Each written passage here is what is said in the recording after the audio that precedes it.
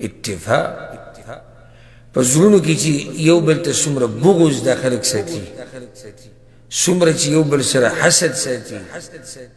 او بیا خاص د پښتنو خبره به وکړو ځکه چې مثلا پښتنو ته روانه ده او په پښتو کې ده، په پښتنو کې چې څومره اختلافات دي د یو بل سره. ځکه یو عالم خبره کوله او ډېره ښکلې خبره کړې وه، وایي پښتنو صرف په دې اتفاق کړی دی چې اتفاق به نه کوو. نور پښتنو چې د اتفاق نه دی کړی، د پښتنو صرف په یو خبره اتفاق دی، په کومه؟ چې اتفاق به نه کوو.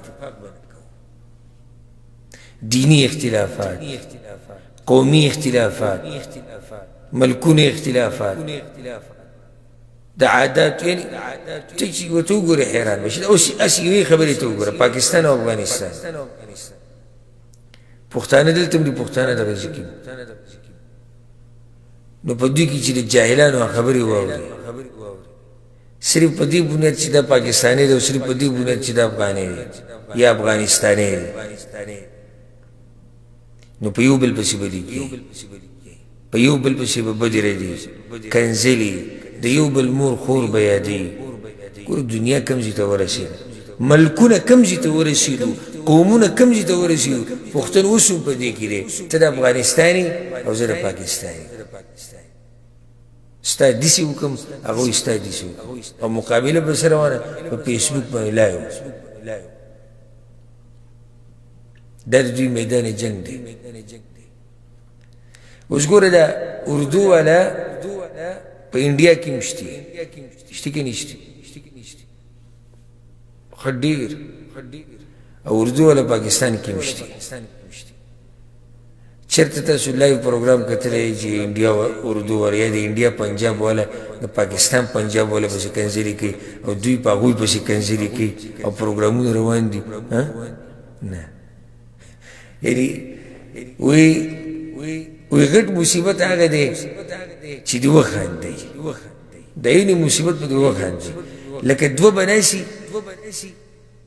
به ناسي یو بل پسې به خبرې کوي، ستا ښځه، ستا مور، ای پاکستانیه او ای افغانیه او ای افغانستانیه او جاخه روان.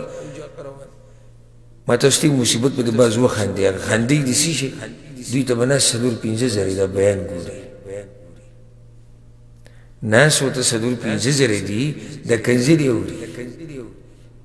او شاباش تکه شان تکړه شه، ډېر زبردست، ډېر اعلی. ابل ته وایي منم دی، غیرتي، په قوم مینې، په ملک مینې، په جنډه مینې. 4 به دې ته راشي. خو که چېرته یو عالم غریب بیان شروع کړو، لا یو بیان را یو څو د شمار به ورته بیان راشي، او په هغې کې هم بیا به څه وایي لاندې، یاره دې مولیانو زموږ نه لار خطا کړې ده، دې مولیانو پته نه چې څه سوي او څه ورې.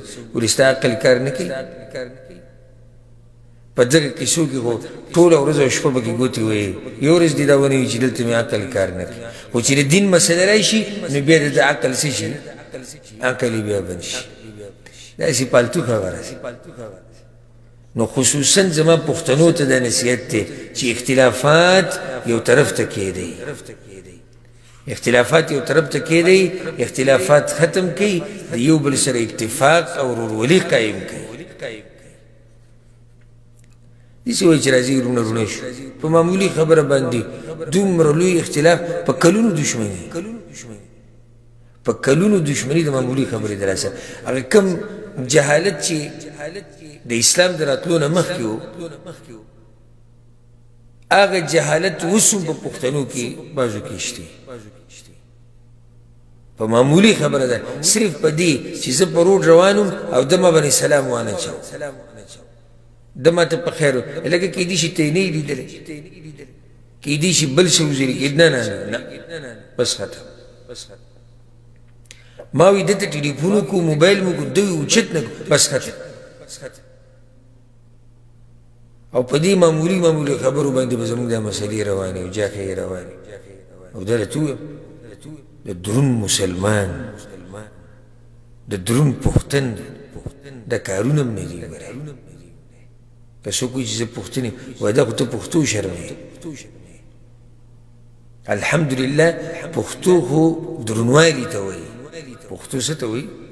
درنوالی ته او ته پښتو شرمې پښتو دې سپکو کارونو ته وایي پښتو دې ته وایي چې ته په معمولي خبره باندې دشمنیانې کې پښتو دې ته وایي چې ته په انچا او پوټ ځمکه باندې یو مسلمان ورور یو پښتون ورور وژني دې ته پښتو وایي پښتو دې ته وایي چې ته په فیسبوک باندې ناسې لایو او د یو قوم او د یو ملک والا او د یو خاندان ښځې کنځې د هغوی میندې کنځې د هغوی خویندې کنځې دې ته ته پښتو غیرت وایي بعض وایي دا غیرت دی که دې ته پښتو غیرت دې ته پښتو غیرت وي نو په پښتو په غیرت دې سلامي بیا په دغه یو باندې زموږ دغه پښتو او دغه غیرت نه دی په کار چې هغې سره چې په هغې کې د اسلام لحاظ نه کېږي او په هغې کې سپک کارونه کېږي په دې چې پښتو موږ څه کوو